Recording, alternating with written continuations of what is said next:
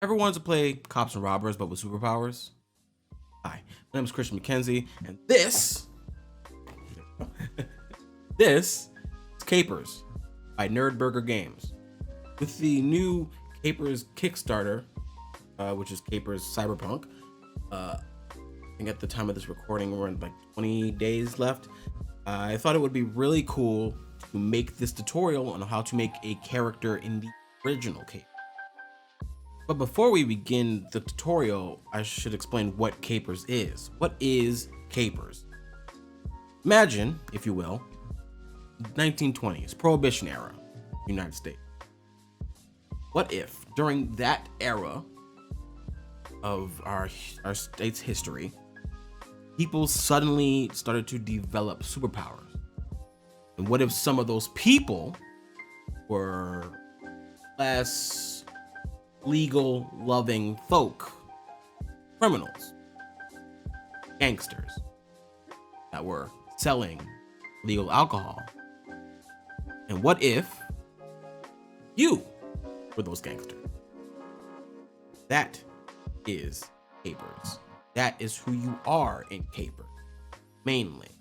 But before we get any deeper, let's look at this character sheet, shall we? Let's build a gangster. First, it should be known that characters are broken down into 3 categories. Found on page 13 of the physical copy and page 14 of the PDF, we see who inhabit the world of Capers. You have your regulars, the everyday citizen, your average Joe, the NPC.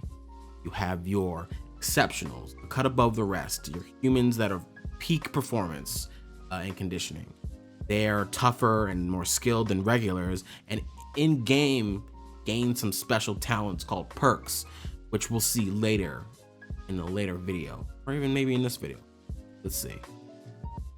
And finally, you have your Capers, or superheroes, or criminals, depending on who's asking.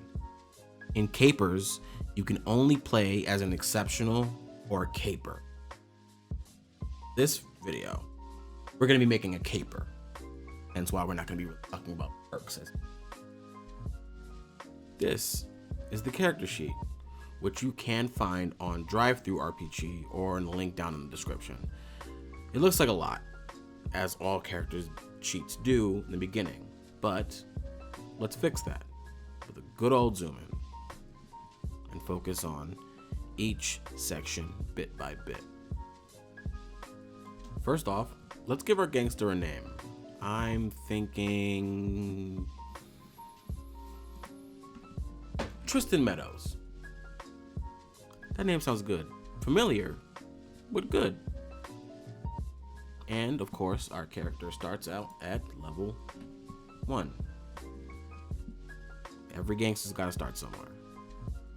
Next is the description. This is where you should place your character's concept. Think of this as the role your character plays in the gang of criminals you belong to, as well as a few descriptive words like an idea of like what you're wearing. You can create your concept, or you can use the list that's found on page 14 of the physical copy or 15 of the PDF. You see there are a couple sample criminal concepts here: advisor, bruiser, burglar, business person, etc. On the character sheet, we're gonna say that Tristan is a bruiser. Let's say African American, fast hands, fast temper, leather jacket, flat cap, So I'm gonna put that right here. Next, we have your background. This is your past, how you became a criminal in the first place. So for Tristan, let's say amateur boxer who migrated from the South during the Great Migration, became a bodyguard for the St. Clair family to pay for fighting opportunities. So we're gonna put that right here. You can have whatever kind of backstory you want. It's just a reason why your character migrated into crime in the first place. Lastly, we have mannerisms.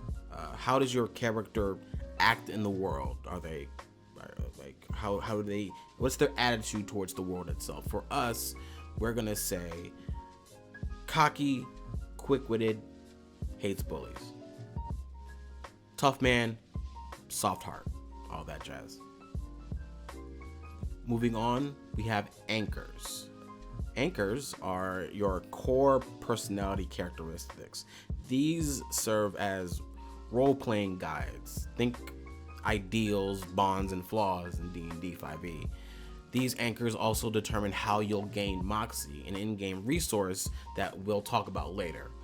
The three anchors that make your character are their identity, their virtue, and their vice. Identity is first. Identity is who you are at your core. It's the identity that drives you, your personality. Not 100% of it, mind you, but when in doubt, look to this anchor. This list is found on page 15 of the physical copy, 15 to 16 of the physical copy. That means it is on 16 to 17 in the PDF. For Tristan, I think we're gonna go with Ruffian. You prefer solving problems through physical violence and intimidation. Gain Moxie when you deal with a situation through violence.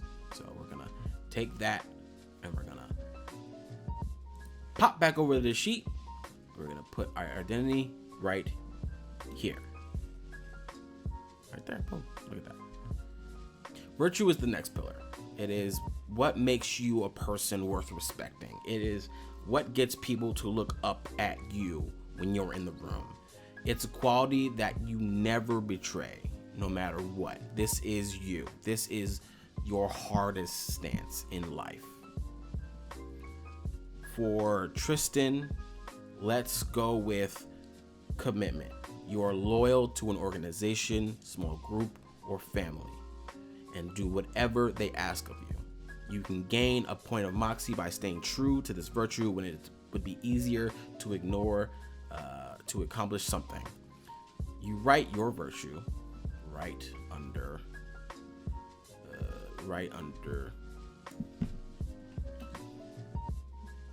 here, right under there, right under identity. Finally, vice.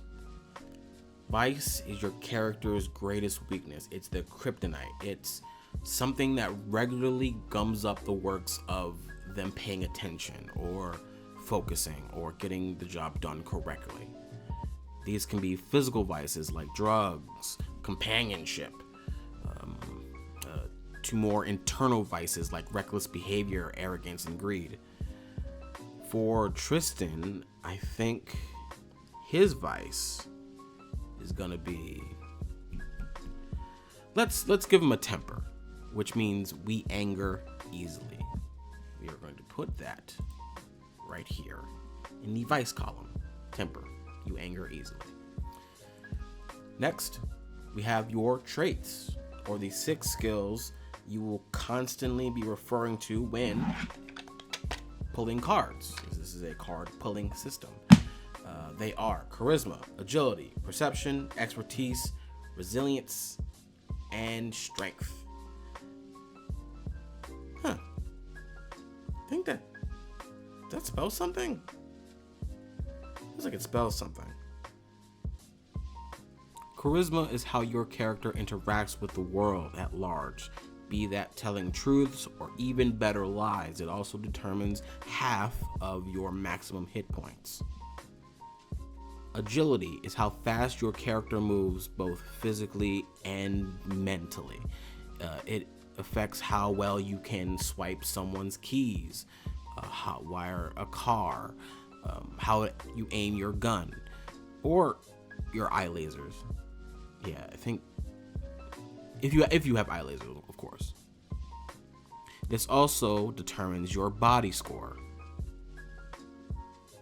Perception is how good you are with the 5 senses, how good they are at detecting and catching things, or just how good you are at reading people, be that their words, their strengths, their weaknesses. It's a great skill to have at a poker table, basically, if you're trying to run a poker table at a legal establishment. Of course, only legal. It also helps identify your mind score. Expertise is how smart you are, but how well you're able to remember things. Anyway, it's your book smarts kind of skill, you know. Any academic skills like science, history, business, these can all be put under the umbrella that is expertise.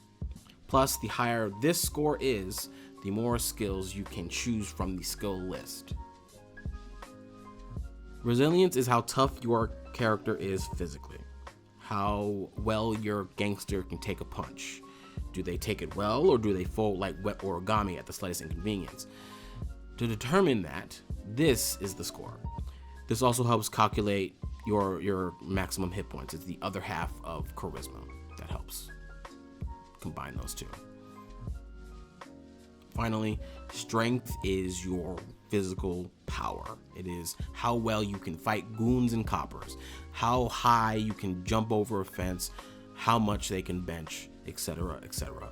If you're looking to be a beefy boy, this is the skill for you.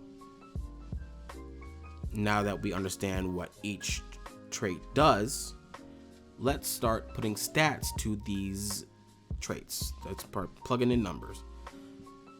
One trait gets 1 point, 4 traits get 2 points, and 1 trait gets 3 points.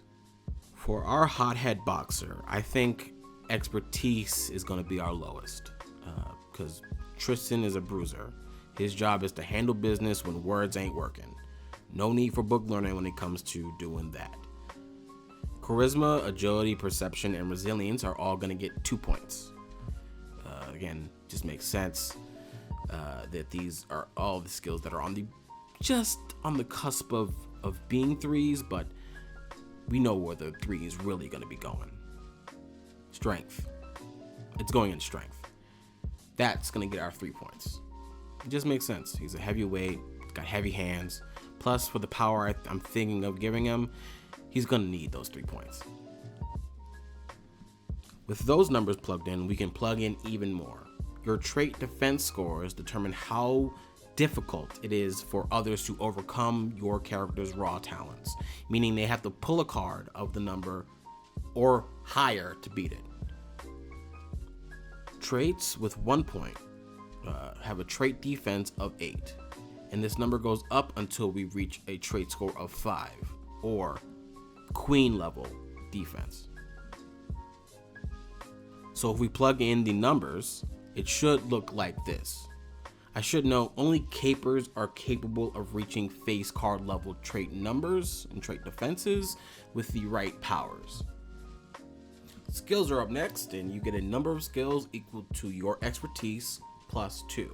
So for our Boxer Gangster, he gets to pick 3 skills. The full list of skills is on page 22 of the physical copy, which means it's on page 23 of the PDF. I think the skills that make the most sense are fisticuffs, athletics, and insight. And we're going to put those skills in this part of the character sheet, right next to strength. Boom. And you can see that there is a +1 in that section, which means whenever we roll a skill with that, we get to draw an extra card. So let's say I'm fighting somebody. Tristan is fighting somebody.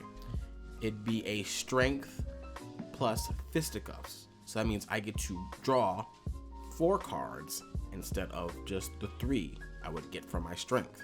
So that's 4 chances to roll a good number. Let's see right now. Actually, I'm gonna roll. We're gonna pull a card and see how well we do on the first roll. Let's see. Just an example. So,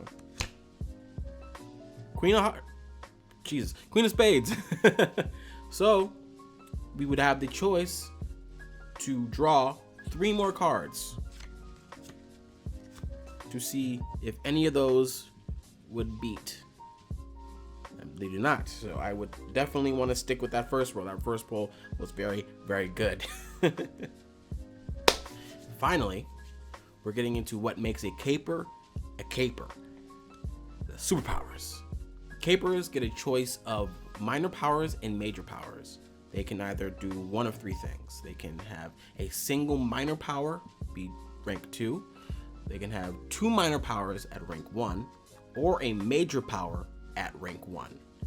Now, if you decide to play an exceptional instead, then you will be picking from an entirely different list called perks. They're not as powerful as powers, but better than the average human being is allowed to do.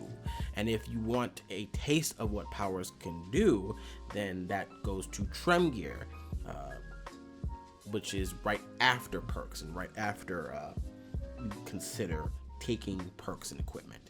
But we're not talking about perks and Trem Gear. For this tutorial, we are talking about powers. Starting on page 42 of the physical copy and 43 of the PDF, powers have all kinds of ranges, capabilities, descriptions, activations, you name it. It's probably there, or some variation of it is there. Minor powers are listed from pages 45 to 55, so again, 46 and 56 PDF. And major powers are 56 to 61 or 57 to 62. So go through them at your own pace, and there are many combinations of these powers that a gangstar can wield. It makes each and every gangster different. It makes every power feel more diverse than the last. There's never a time where you pick power and feel the same, Now keep in mind, when a character gains rank 1 in any power, you are able to choose 3 boosts your character knows for that power. These boosts are like functions. These are extra things that your character can do. Think like spells or actions, extra movement. But you have to sometimes roll, I say roll, but I mean draw a card to see if you activate it properly and effectively in scenarios that happen in game. I think the major power that makes the most sense for Tristan, given everything we've created for him and about him, super strength makes the most sense. So on our character sheet, I'm gonna fill out everything that falls under these boxes. Give me just one moment. Ta-da! There it is. Perfect. Filled out perfectly. I mean, writing's a little small for the PDF, so I would recommend, if this does happen on your sheet, that you put it in like a separate notepad or on a Google Doc, just so that you can not have to zoom all the way into Kingdom Come or go blind from trying to look at the small writing. This isn't an eye exam. You're supposed to have fun. So find a way to easily access the information about the power or powers you pick. Same goes for things like the boosts that you get. You have many, so that box would be really strange. So again, notepad or Google Doc to figure it out. And again, as you can see, the little icon next to it, this little 1 symbol, that -1 symbol, means you have to draw a card in order to activate these powers in the first place. So there are 52 cards in the deck, and so have fun. I don't see you losing the ability to draw a card with a 52 card setup, but I could be wrong. You could be rolling a lot one night, or there are things that can maybe make you lose the ability to draw cards, or maybe you lose cards. It's a gamble. Life's a gamble, So draw with what you will. Finally, we're going to start to calculate and plug in the remaining values we have here. Body, found here, right here on the character sheet, is how hard it is to hit you in physical combat. It is your AC value in D&D, and it is determined by your agility defense score plus any bonuses provided by powers. So for Tristan, that's going to be a 9. Boom. Mind, found right next to body on the character sheet, is how difficult it is to affect your character's mind. It's calculated by your perception defense score. And again, that's also affected by powers. So again, that is also a good old whopping 9. Hits are your character's hit points, and it's calculated by 2 times your resilience score plus 2 times your charisma score, and then you add 4 more points to it. So that's 2 times 2 plus 2 times 2 plus 4. For us, that's going to be 12. I can do math. Math is easy. So 2 times 2, 2 times 2 plus 4. So 4, 4, 8, 12. Math. Simple math. The kryptonite of every TTRPG player in the world. Speed. Unless your character has a power or a gear that changes it, will always start at 30. So we will plug 30 into right here. And finally, we have Moxie. Not finally, but we have Moxie, a pool of points that allow you to do really cool things in scenes. It can be in combat, you could reduce damage. In skill tests, you can roll to gain boons, which are these cool, like little extra story bits that really help move the story forward in your favor. You can even do things like reshuffling your deck. If your deck is giving you a hard time and you are rolling nothing but 3s, 4s, 2s even, or a bunch of clubs, because clubs give you negatives as well, then maybe reshuffling your deck, spending your moxie to reshuffle your deck can help you in a seemingly dire circumstance. Now, you start out with 3. 3 is the start with every adventure. You start out with 3, but you can have a max of 5, and you cannot go beyond that. You have 5 max 3s to start.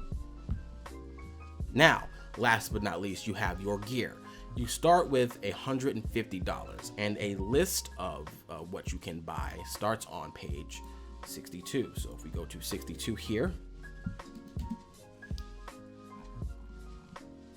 remember 62 in the physical copy, 63 in the PDF. 63 here, you can see the list of things you can buy. Things that range from clothing to equipment to weapons to entertainment, services, firearms, transportation, vehicles, explosives, real estate. There are many things you can spend your money on, but remember, you only have $150 to start. So budget carefully, I guess. And again, I would recommend you preparing a separate notepad or Google Doc, because again, the character sheet only gives you so much that you can do with it here. Again, this is just for convenience and brevity's sake, just to make it easier on you. Once you figure out what your character is decked out in, that's it. You've got your super powered gangster. Easy, just like that. Congratulations. I hope this video helped guide you step by step in making your character. This game was very, very fun to play when I played it a few days ago, and it's a really interesting system I never had seen a system that used cards before. Like, dice was the only thing I'd used for it, but this is very, very interesting, and I can't wait to teach you how to play it next time when I do teach you how to play it. My name has been Christian McKenzie, and please buy this game. Support the Kickstarter of Cyberpunk, Capers Cyberpunk. Again, the links to those will be in the description, and of course, never forget that superpowers make great heroes, but even greater gangsters. Bye.